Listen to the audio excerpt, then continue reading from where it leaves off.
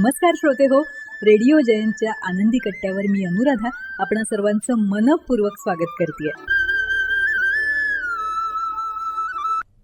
श्रोते हो, सुजाण पालकत्वाविषयी वाचनात आलेली एक गोष्ट आजच्या आनंदी कट्ट्यावरून तुमच्याशी शेअर करते.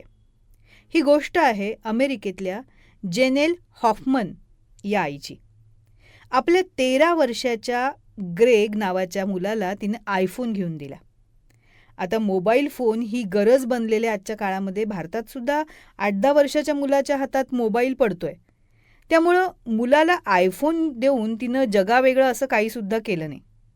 मात्र जेनेलनं आपल्या मुलाला फक्त फोनच घेऊन दिला नाही, तर फोनबरोबर एक 18 कलमी यादी दिली आणि या यादीमुळे तिचा वेगळेपणा सिद्ध झाला. मुलांनी मोबाईल फोन कसा वापरावा याची आचारसंहिताच तिनं या यादीद्वारे तयार केली. मुलांशी, विशेषतः पौगंडावस्थेतल्या मुलांशी कसा संवाद साधावा या पेचात असणाऱ्या भारतीय पालकांनासुद्धा ही आचारसंहिता नक्कीच मार्गदर्शक ठरू शकेल. जेनेलनं आपल्या मुलाला उद्देशून म्हटलं की मी फोन तुला विकत घेऊन देतेय. फोनवरचा पासवर्ड तू आम्हाला म्हणजे पालकांना सांगायलाच हवाय. आम्ही फोन केल्यानंतर तू तो घ्यायला हवाय. दररोज रात्री तू हा फोन आम्हाला द्यायचा आहे. सुट्टीच्या दिवशी तो उशिरापर्यंत फोनवर असला तर चालेल. अश्लील आणि पॉर्न साईट्स बघण्यावर बंदी घातली आहे.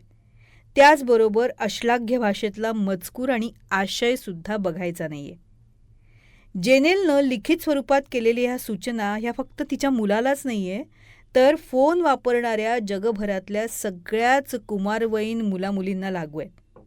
फोन हरवला, खाली पडला, तुकडे झाले, बिघडला तर नवा फोन मिळणार नाही. त्यासाठीची रक्कम तुम्हालाच जमा करावी लागेल, असं तिने आपल्या मुलाला सांगितलंय. मोबाईल आणि कम्प्युटरमधली तांत्रिकता ही पालकांपेक्षा मुलांनाच जास्त माहिती असते हे आपण अनुभवतो आणि त्याबद्दल पालकांना अभिमानही वाटत असतो. मात्र आपलं मूल फोनवर, इंटरनेटवर तासनतास काय करीत असतं हे ते जाणून घेत नाहीत.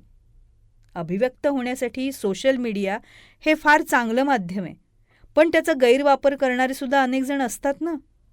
मग त्यांच्या जाळ्यात आपली मुलं अडकणार नाहीत. सोशल मीडियाच्या भासमान जगाचं त्यांना व्यसन लागणार नाही याची काळजी तुम्ही आम्ही पालकांनीच तर घ्यायला हवी आहे ना. आणि त्यासाठी तर आपल्याला काय करता येऊ शकतं याचं एक छोटंसं उदाहरण जेनेलनं आपल्याला घालून दिलं आहे. आणि तंत्रयुगातल्या तुम्ही आम्ही सगळ्याच पालकांनी जेनेलचा हा पालकत्वाचा कित्ता नक्कीच गिरवायला हवा. पटतंय ना? हा होता आनंदी कट्ट्यावरचा आजचा सुंदर विचार. तुम्हाला तो कसा वाटला याविषयीची तुमची कमेंट बॉक्समध्ये नक्की लिहा.